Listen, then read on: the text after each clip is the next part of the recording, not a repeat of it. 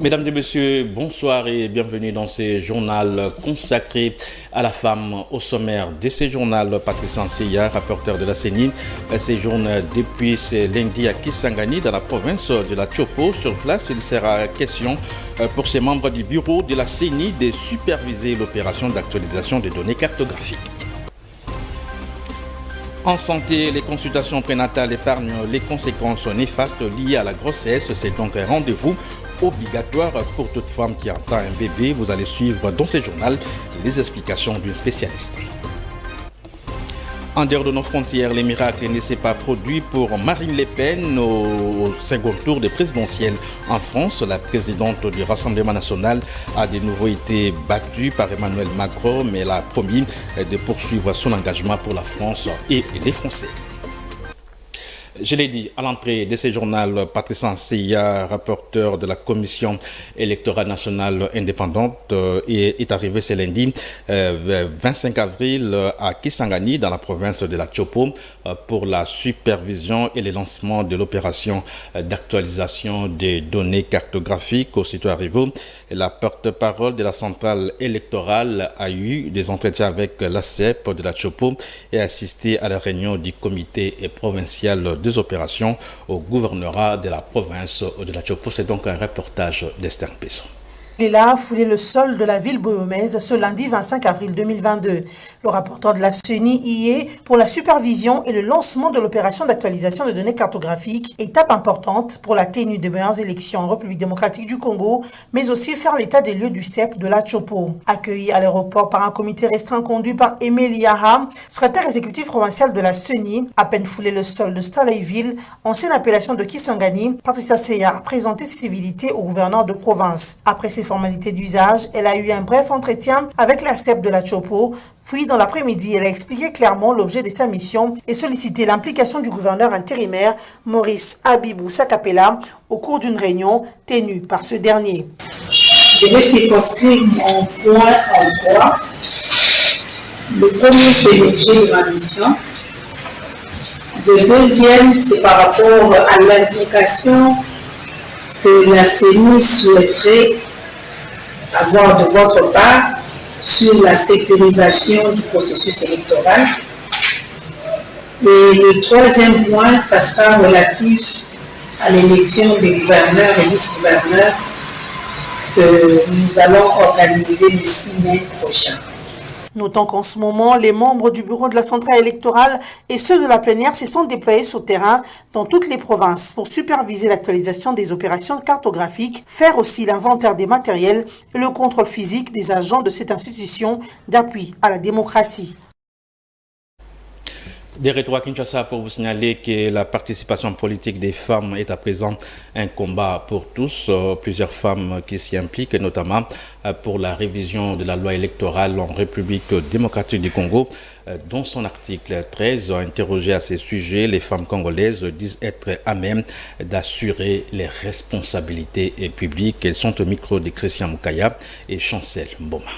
S'aligne pour la révision de la loi électorale soumise au débat au Parlement et tiennent mordicus à la modification de l'article 13 de cette loi pour contraindre les partis politiques à aligner les femmes. Autant que les femmes vont à l'école, les hommes aussi y vont, donc les femmes peuvent participer activement à la gestion de la chose publique. Les femmes partent à l'école, ils sont à l'école avec les hommes.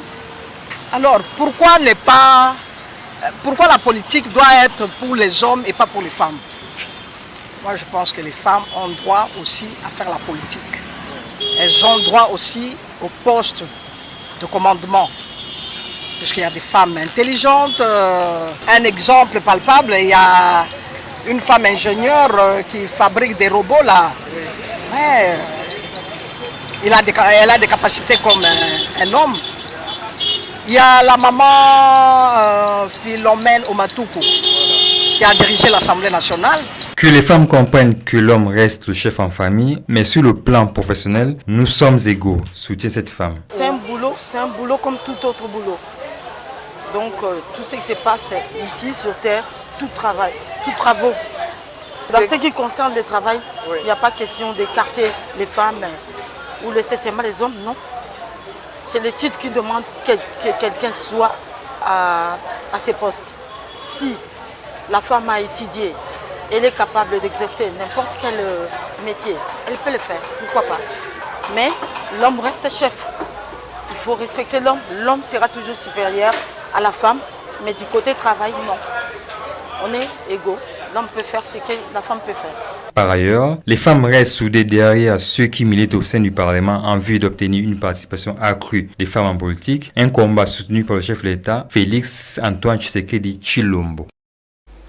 Et pendant ces temps, les femmes sont appelées à contourner les stéréotypes de la société. L'ASBL Wise Women a célébré ses 5 ans d'existence via une soirée de gala qui a eu lieu le samedi 23 avril 2022. C'était à l'hôtel Memling à la Gombe. Lors de cette rencontre, les intervenantes ont appelé les femmes à être autonomes et à contourner les obstacles de la société. C'est ce que nous rappelle ici Davungondi.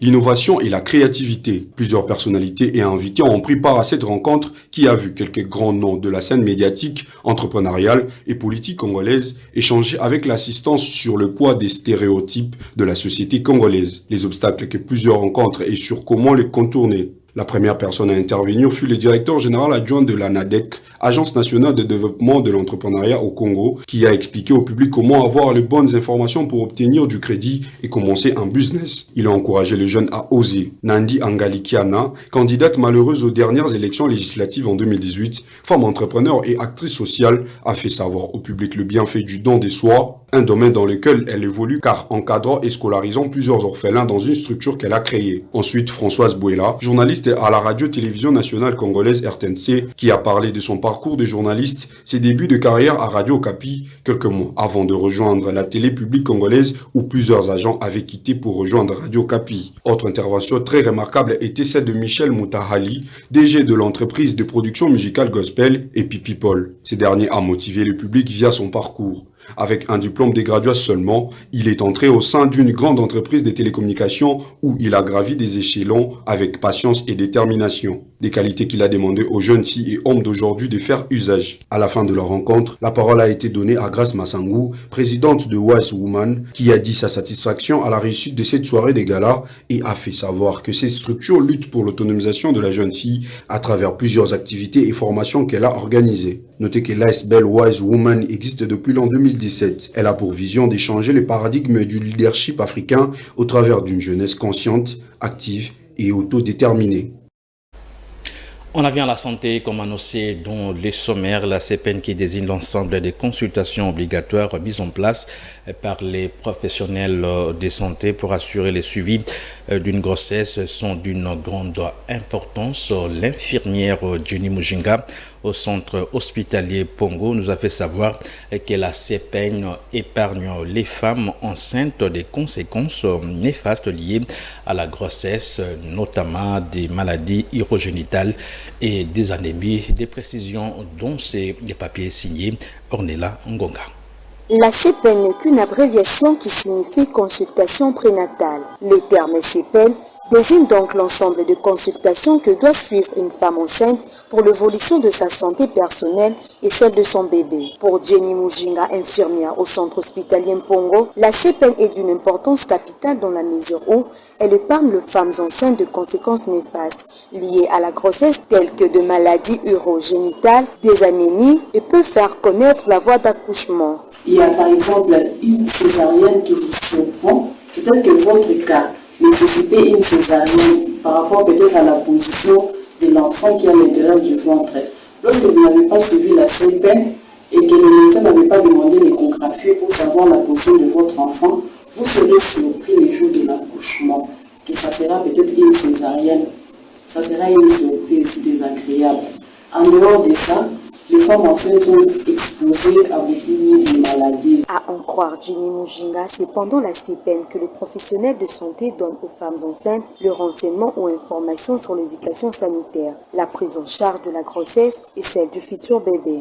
Nous leur donnons aussi des produits tels que les suppléments martiaux, dont le produit pour la supplémentation du sang. Nous leur donnons aussi les vermifuges. Nous leur donnons aussi des produits contre la malaria.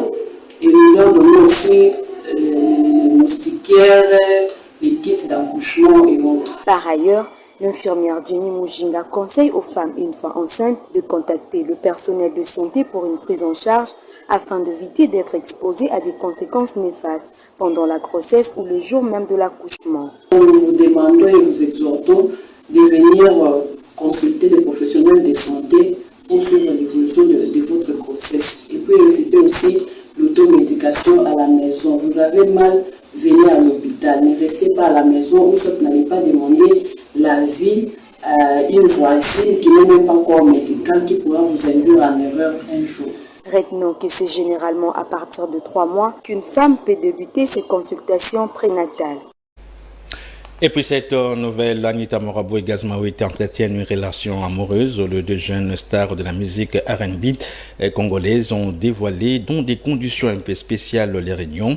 Et ce, après plusieurs mois de vie amoureuse en cachette et des bruits. Pour la petite histoire, Anita Morabou alias Ninita a eu il y a plusieurs mois un enfant avec l'auteur de la chanson Nani, mais Gaz Mawete n'avait pas reconnu cet enfant, chose qui avait mis les relations amoureuses en veilleuse. Cette histoire était connue juste par le cercle restreint de ces deux artistes et très peu de journalistes et fanatiques de la musique congolaise étaient au courant. Après le couple glamour Rebo Chulu Inosbi, la RDC a désormais un autre couple glamour de jeunes artistes, à savoir Anita Morabou ou Gaz Mawete. En dehors de nos frontières, comme annoncé dans les sommaires, élection présidentielle en France, Marine Le Pen a perdu une fois de plus face à Emmanuel Macron au second tour de scrutin qui a eu lieu le dimanche 24 avril 2022. La candidate du Rassemblement national a récolté 41,46% de suffrages exprimés. Elle a assuré après cette défaite qu'elle va poursuivre son engagement pour la France et pour les Français. Suivez ces reportages. Une nouvelle fois face à Emmanuel Macron comme en 2017. Marine Le Pen, la candidate du Rassemblement national, n'a récolté que 41,46% des suffrages exprimés, selon les chiffres du ministère français de l'Intérieur. Son adversaire direct, Emmanuel Macron, qui rempile pour un second mandat, a obtenu près de 58% des voix. Marine Le Pen, leader de l'extrême droite française, souhaite désormais porter la campagne des élections législatives du 12 au 19 juin prochain, mais elle ne va pas reprendre la présidence de son parti, le Rassemblement national, selon des sources. Elle a laissé sous-entendre qu'elle vivait sa dernière élection présidentielle en tant que candidate. En outre, Marine Le Pen a promis ce dimanche 24 avril 2022 de poursuivre son engagement pour la France et les Français. Les idées que nous représentons arrivent à des sommets un soir de second tour d'élection présidentielle. Le résultat de ce soir représente en lui-même une éclatante victoire. Dans cette défaite, je ne peux m'empêcher de sentir une forme d'espérance. Dans son discours après défaite, Marine Le Pen a donné quelques indices sur son futur politique. La députée du Nord a aussi lancé la bataille pour les élections législatives de juin 2022. Bataille qu'elle mènera aux côtés de Jordan Bardella, avec tous ceux qui ont le courage de s'opposer à Emmanuel Macron au second tour et tous ceux qui ont la France chevillée au corps. Un mot de sport avant de terminer ce journal consacré à la femme. Sacrée championne d'Europe de football, les Lyonnaises se sont imposées 3-2 sur leur terrain contre les Paris Saint-Germain dimanche 24 avril pour les comptes de la demi-finale allée de la Ligue des Champions. Une victoire qui garantit la qualification de l'Olympique lyonnais en finale de ces grands championnats d'Europe. Les commentaires signés Nathan Diawite. Formations françaises se sont affrontées en demi-finale allée de la Ligue des Champions le 24 avril à 17h et Lyon s'est imposé 3-2 au Groupama Stadium. Cette victoire en trouve la porte d'une 10e finale continentale pour l'OL. Cette victoire avant le match retour prévu le 30 avril au Parc de Princes. Les vainqueurs de ces duels franco-français affronteront en finale le 21 mai à Turin, le vainqueur de l'autre demi-finale entre le Barcelone et le Wolfsburg, deux puissances du football européen chez les femmes. Ces doubles affrontements au plus haut niveau européen est un nouvel épisode de la rivalité entre les deux formations qui s'étaient déjà croisées en demi-finale de la Ligue des Champions en 2020, qualification des Lyonnaises. L'écart entre les deux clubs phares du championnat de France ne cesse de se resserrer depuis quelques années. Notons que l'OL ne règne plus de façon incontestable sur la D1 Arkema, la première division féminine. 8 points séparés les deux équipes en 2018, 5 en 2019 et seulement 3 en 2020 avant l'arrêt du championnat à cause de la Covid-19. Jusqu'à la révolution de la saison dernière, destituées pour la première fois depuis 2007, les Lyonnaises abandonnaient leur trône aux Parisiens qui s'y hissaient déçus pour la première fois de leur histoire.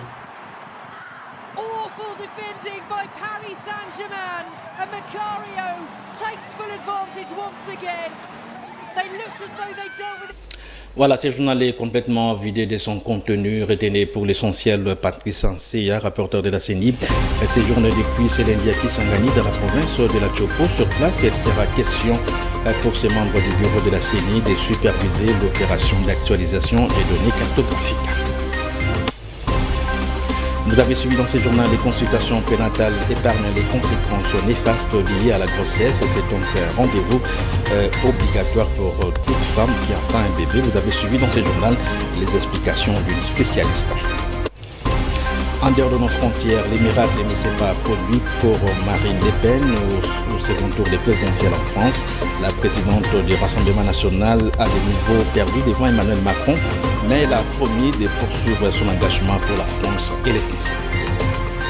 Voilà, complètement terminé. Où que vous soyez à travers le monde, merci de nous avoir suivis.